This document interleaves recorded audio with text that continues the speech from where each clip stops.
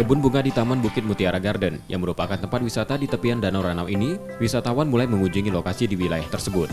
Tempat-tempat wisata mulai dikunjungi wisatawan setelah pemerintah mengizinkan pembukaan tempat wisata dengan tetap mengedepankan protokol kesehatan.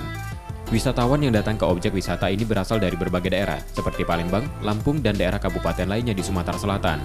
Objek wisata ini mulai ramai dikunjungi pada akhir pekan dan hari libur.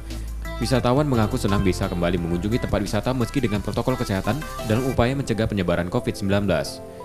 Kalau kecemasan sih nggak ada, tapi kan ini tergantung dari masing-masing orang juga. Itu harus pintar-pintar jaga kesehatan masing-masing.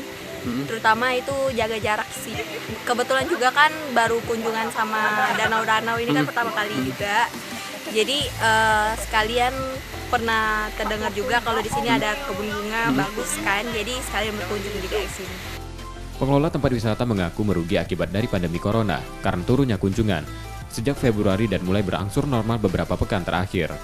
Namun setelah adanya dibukanya new normal, alhamdulillah pengunjung sudah mulai mendatangi tempat-tempat wisata khususnya di Taman Bunga Bukit Mutiara Garden.